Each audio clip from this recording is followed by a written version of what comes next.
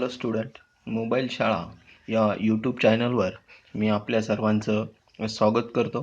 आजच्या व्हिडिओमध्ये आपण science and technology 9th standard laws of motion chapter number 1 या प्रकरणातील स्पीड अँड व्हेलॉसिटी हा टॉपिक आपण अभ्यासणार आहोत. पण स्पीड अँड व्हेलॉसिटी हा टॉपिक अभ्यासण्यापूर्वी can you remember we have learned that in previous standard the vector quantities and the scalar quantities. What are vectors and scalar? So can you remember vector quantity and scalar quantity? Okay, so scalar quantity, it means that adish rashi and vector quantity, it means that the sadish rashi. Okay, so what is the difference of the vector quantity and scalar quantity? सदिश राशी आणि अदिश राशीमध्ये काय फरक आहे? सुरुवातीला मी मराठीमध्ये सांगतो, अगदी सोपं आहे. शब्द लक्षात ठेवायचे, सदिश आणि अदिश. सदिश म्हणजे दिशेसहित, ज्याला दिशा पण आहे असा. अदिश म्हणजे ज्याला दिशा नाही, दिशाहीन किंवा दिशेची आवश्यकता नाही अशी राशी अदिश. सदिश दिशेसहित, अदिश दिशेची गरज नाही किंवा दिशा विरहित. आलं लक्षामध्ये? ओके, मग सदिश राशीची व्याख्या काय करता येईल की जी राशी व्यक्त करण्यासाठी परिमाण आणि दिशा या दोघांची गरज असते अशा राशीला सदिश राशी असे म्हणतात. परिमाण म्हणजे काय? एकक. मीटर, सेंटीमीटर, किलोमीटर, लिटर हे काय झाले? परिमाण झाले. बरोबर. मग जी राशी व्यक्त करण्यासाठी परिमाण आणि दिशा या दोघांची गरज असते तिला सदिश राशी म्हणायचं. बरोबर. आणि जी राशी व्यक्त करण्यासाठी फक्त परिमाणाची गरज आहे म्हणजे दिशेची आवश्यकता नाही अशा राशीला अदिश राशी असे म्हणतात. मग आता सदिश राशी म्हणजेच कोणती? Vector quantity. Okay, are you getting? Okay, so a definition of the vector quantity is that, okay, the term is required to explain the magnitude and direction which is called as the vector quantity. Okay, and the term required to explain the only magnitude does not require the direction. Okay, so that term is called as the scalar quantity. Okay, so in our textbook they ask us which of the quantities distance, speed, velocity, time and displacement are the scalars and which are the vectors. Okay, so in this video we are giving information about the speed and velocity. Okay, so speed and velocity are the scalar quantities or the vector quantities I am telling you next in this video. But in previous video we can give information about the distance and displacement. Okay, so distance and displacement are the vector quantities or the scalar quantities. Distance and displacement म्हणजे अंतर आणि विस्थापन या सदिश राशी आहेत की अदिश राशी आहेत हे तुम्ही सर्वांनी मला कमेंट बॉक्स मध्ये या ठिकाणी टाकायचं आहे. त्यानंतर टाइम व्यक्त करण्यासाठी आपल्याला दिशेची गरज आहे का? नाही, फक्त परिमाणाची गरज आहे. सेकंद, मिनिट, तास, ओके, आवर या परिमाणांचीच आवश्यकता आहे, दिशेची आवश्यकता आपल्याला नसते. and that's why time is the scalar quantity. Very simple. Okay, so I hope all of you understood what is meant by the vector quantity and scalar quantity. सदिश राशी आणि अदिश राशी म्हणजे काय हे आपल्याला लक्षात आलं असेल. Okay, now we are giving here information about the first term, speed. Okay, so actually in 9th standard textbook, in Marathi textbook also, okay, so here is some the printing mistake. Okay, they gives us the here the distance travel in a particular direction. Okay, in unit time it is called the velocity, and here is also they gives the definition of the velocity. They does not give the speed definition. Okay, actually speed does not require the direction, but they here in this definition they clearly mention here the distance travel in a particular direction. Okay, so by using another slide I am telling you what is meant by the speed and the velocity. Okay, so see here. So what is mean by the speed? Okay, so the distance covered by a body in unit time is called speed. The distance covered by a body in unit time is called as the speed. म्हणजे एखाद्या वस्तूने एकक कालावधीत कापलेल्या अंतराला एखाद्या वस्तूने एकक कालावधीमध्ये कापलेल्या अंतराला आपण काय म्हणतो? चाल म्हणतो. Okay, so the mathematical expression of this definition is that speed is equal to total distance upon total time taken. बरोबर आहे. म्हणजे एकक कालावधीमध्ये ह्या एकक कालावधीमध्ये त्या वस्तूने कापलेलं हे अंतर. ओके, येतं लक्षामध्ये. Then what is the SI unit of speed? The unit of speed is metre per second. Okay, so how this unit is come? Okay, so very simple, we calculate the distance in unit meter and we calculate the time in unit second. Okay, so if distance is large, so that time we are measure the distance in kilometer and time we are measured in hour. Okay, so for the small distance and for the small time, okay, so we are generally use the unit is meter second, and that's why the SI unit of speed is meter per second. Okay, and the CGS unit of speed is centimeter per second. Okay, CGS system is smaller than the SI system. Okay, so meter small scale is centimeter and second is the smallest unit, so that's why centimeter per second. Okay, so these are the units of speed. Okay, then okay, so how we can calculate it? So one example is given here, 1 kilometer per hour. Okay, so 1 kilometer, so 1 kilometer means how much meter? 1000 meter, and 1 hour it means that, okay, so 1 hour have the 60 minutes and 1 minute have the 60 seconds. Okay, and that's why 60 into 60.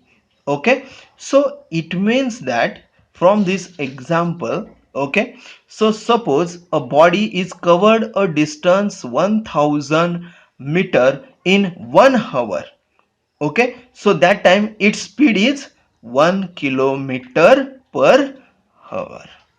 Okay, all of you understood? Very good. Okay, then next is the velocity. So what is meant by the velocity? Okay, so here is the direction is required. See here, see this here, speed. Okay, to express the speed, okay, only magnitude is required. Only magnitude is required. Okay, direction is does not required, and that's why speed is a scalar quantity. Okay, then next here is the velocity. So what is meant by the velocity? The distance traveled by a body in a given direction in unit time is called as the velocity. Okay, म्हणजे जर वस्तूने दिलेल्या दिशेने एकक कालावधीमध्ये कापलेल्या अंतराला आपण वेग असे म्हणतो. इथं दिशा सुद्धा मेन्शन केलेली आहे. The distance travel by a body in A given direction in unit time. एकक कालावधीमध्ये विशिष्ट दिशेने वस्तूने कापलेल्या अंतराला वेग असे म्हणतात. Okay, so it is the rate of change of displacement with respective to time. So of these definitions, mathematical expression is that velocity is equal to displacement upon time. Okay, so what is the unit of this velocity? Displacement. So displacement, it means that the object can be moved from one point to another point. So if object can be moved from one point to another point, okay, so it means that it can be moved in some distance. Okay, so displacement also we can measure in distance. Okay, and distance, the unit of distance is meter and the time is second, and that's why the SI unit of velocity is also meter per second, and the CGS unit is also centimeter per second. Okay, so it means that the units of velocity and speed are the same because speed is related to distance while velocity is related to displacement. Speed is related to distance and velocity is related to displacement. Okay, and that's why the magnitude of velocity and speed will be equal if motion is along a straight line path. Okay, जर एखादी वस्तू एका सरळ रेषेने जर गतिमान असेल तर त्यावेळेस चाल आणि वेग या दोघांचंही परिमाण हे सारखंच असतं. ओके, आणि मात्र जर दिशा एक नसेल, in other cases magnitude of speed is greater than magnitude of velocity. Okay, म्हणजे जर या ठिकाणी एखादी वस्तू एक समान सरळ रेषेमध्ये गतिमान जर नसेल, दिशा तिची वेगवेगळी असेल, तर अशा वेळेस मात्र magnitude of speed is greater than the magnitude of velocity. Okay, so as velocity is related to speed and direction, okay, so it can be changes. So how it can be changes, this thing we are learn that next in this video. But before that we learn that here how to calculated the speed, okay, and average velocity and average speed. Okay, so in very first video, okay, so of the laws of motion, in this chapter in previous video we are learned that the motion concept. Okay, so there is we are learn that the distance and displacement concept. Okay, so I am taking this diagram from there here. Okay, see this diagram. Okay, so here is that example. The straight line distance between the house of Sheetal and Sangeeta is 500 meter. See, this is the path first. Okay, see this path, see this here is the path first. Okay, 500 meter. Okay, sorry, and that between Sangeeta's house and school is 1200 meter. See this diagram. Okay, so from Sangeeta's house the school is 1200 meter. Also the straight line distance between the Sheetal's house and school is 1300 meter. Okay, so from the school to the Sangeeta's house or Prashant's house distance is 1300 meter. Suppose Sheetal, for example, okay, suppose Sheetal takes 5 minutes to reach Sangeeta's house. Okay, जर शीतलला या ठिकाणी संगीताच्या घरापर्यंत जाण्यासाठी जर 5 minute लागत असेल, बरोबर, पुन्हा एकदा मी मराठीत सांगतो लागलं असतं. The straight line distance between the house of Sheetal and Sangeeta is 500 metre. म्हणजे संगीताच्या घरापासून शीतलचं जे घर आहे ते 500 मीटर इतकं अंतरावरती आहे. त्यानंतर संगीताच्या घरापासून शाळा ही 1200 मीटर इतक्या अंतरावरती आहे. त्यानंतर जर आपण स्ट्रेट लाईन डिस्टन्स आपण शीतल आणि शाळेच्या घरापासूनचं काढलं तर ते शीतलच्या घरापासून शाळा ही फक्त 1300 मीटर इतकी आहे. So suppose Sheetal takes 5 minute to reach Sangeeta's house. जर शीतलला संगीताच्या घरापर्यंत जाण्यासाठी जर समजा 5 मिनिट लागत असतील, okay, and to reach Sangeeta's house, okay sir, and then 24 minutes to reach school. आणि जर संगीताच्या घरापासून या ठिकाणी शाळेत जाण्यासाठी 24 मिनिट लागत असतील, okay, so to reach school from then, so Sheetal speed along a path A. तर पाथ ए वरती या ठिकाणी संगीताची चाल किती असेल. ओके, तर आपण आत्ताच या उदाहरणामध्ये आपल्याला सांगितलं की शीतलच्या घरापासून संगीताचं घर हे 500 मीटरवर आहे आणि तिला त्यापर्यंत जाण्यासाठी 5 मिनिट इतके लागतात. Okay, so earlier we are learn that here is the formula. Speed is equal to total distance traveled upon total time taken. बरोबर आहे. मग आता शीतलचा स्पीड जर काढायचा असेल तर आपल्याला सेम फॉर्म्युला वापरावा लागेल, डिस्टन्स अपॉन टाइम. मग शीतलच्या घरापासून संगीताचं घर किती आहे? 500 मीटर आहे. किती आहे? 500 मीटर. आणि तिला जायला वेळ किती लागतो? 5 मिनिट. बरोबर आहे. आणि म्हणून मग या ठिकाणी शीतलची चाल जी आहे ती किती? 100 मीटर पर मिनिट इतकी आहे. कारण आपल्याला या ठिकाणी वेळ हा कशामध्ये दिलेला आहे? मिनिटमध्ये दिलेला आहे, सेकंदामध्ये नाही दिलेला. म्हणून 100 metre per second. It means that Sheetal speed along a path A is 100 metre per minute. Okay. आता पाथ बी वरती आपल्याला या ठिकाणी तिची चाल करायची. What is the speed of Sheetal along a path B? So same formula, distance upon time. Okay, so now here Sangeeta requires 24 minutes to reach the school from Sangeeta's house. Okay, म्हणजे या ठिकाणी शीतल आणि संगीताला शाळेपर्यंत संगीताच्या घरापासून जाण्यासाठी 24 मिनिट लागतात. ओके, आणि डिस्टन्स किती? 1200 मीटर. तर 1200 भागिले 24. ओके, 1200 भागिले 24. उत्तर किती येईल? 50 metre per minute. 50 metre per minute. Okay, and now we are calculated the Sheetal's average speed. So here is the formula is also speed. Okay, so here is total distance upon total time. Okay, आता total distance किती आहे?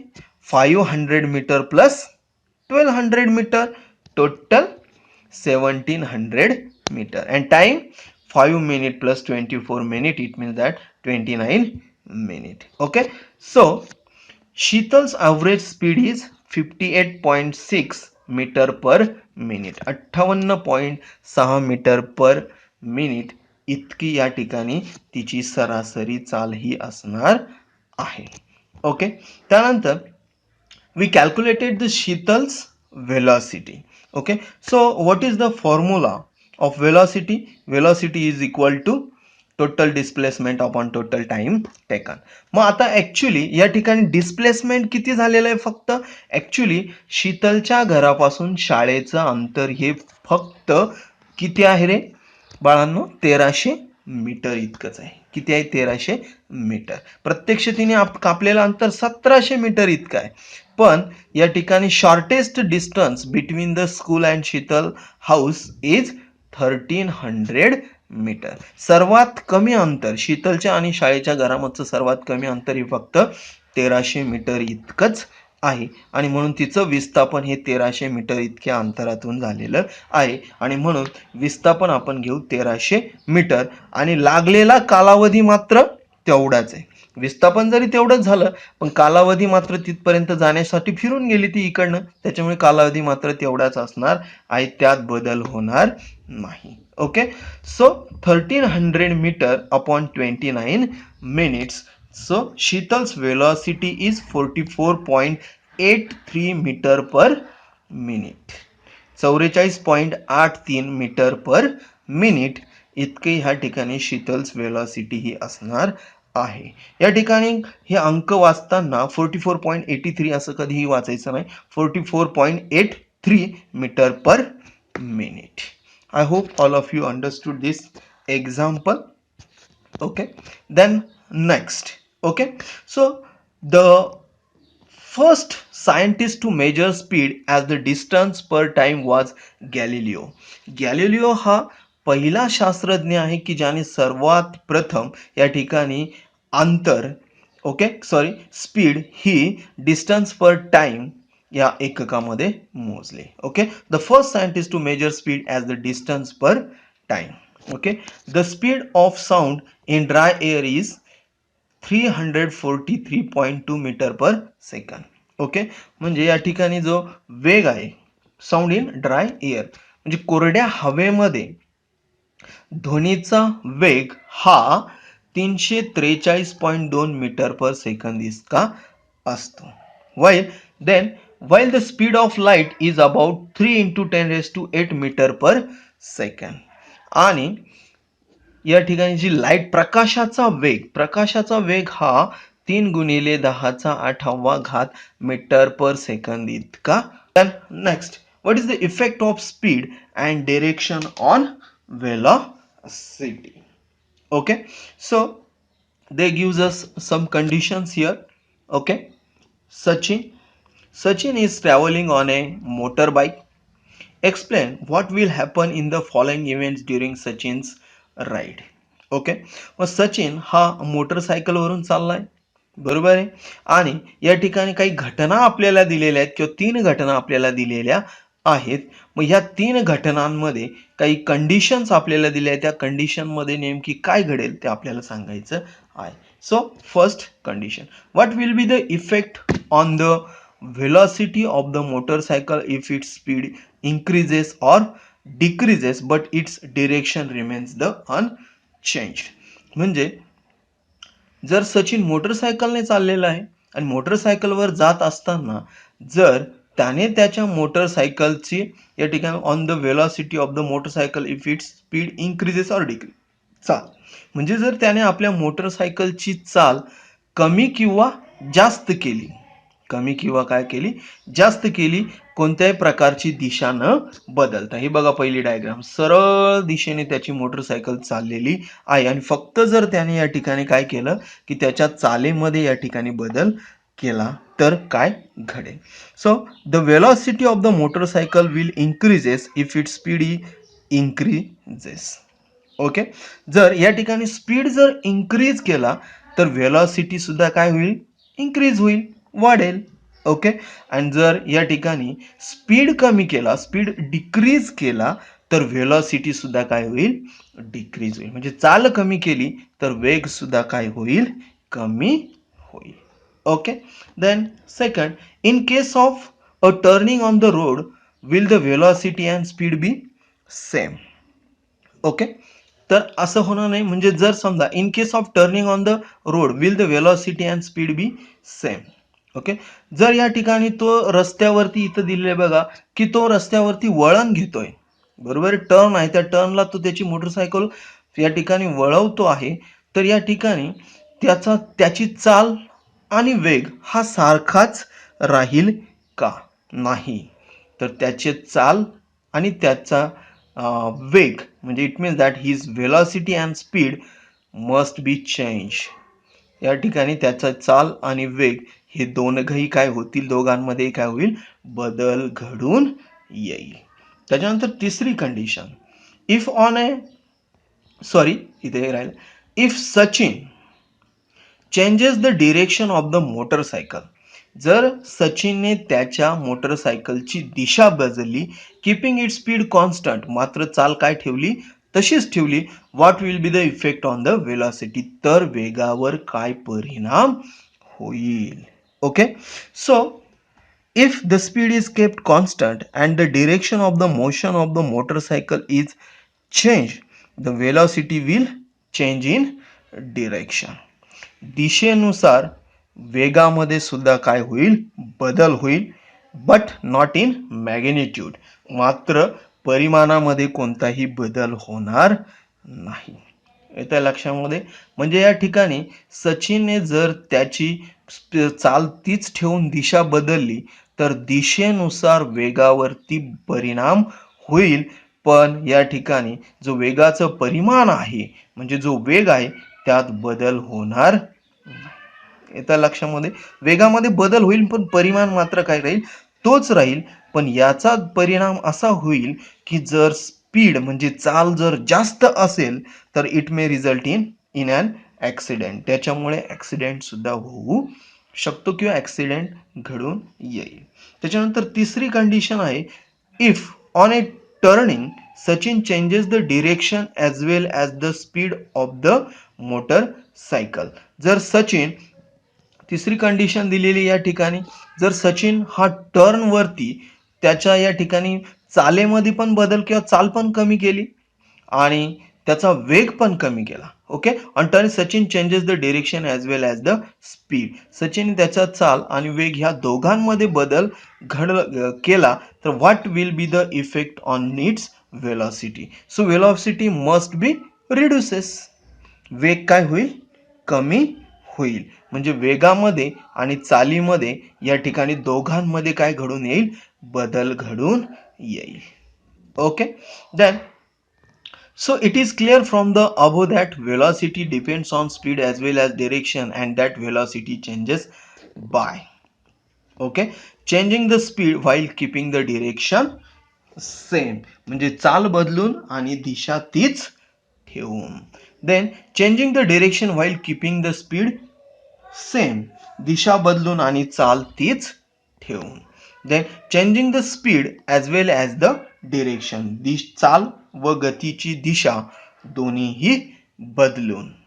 okay, so that kind of effects can be caused. okay, speed and so that kind of effects of speed and direction on velocity can be caused. okay, so students, I hope all of you are understood today's video. okay, so if you like this video, like, subscribe and comment in comment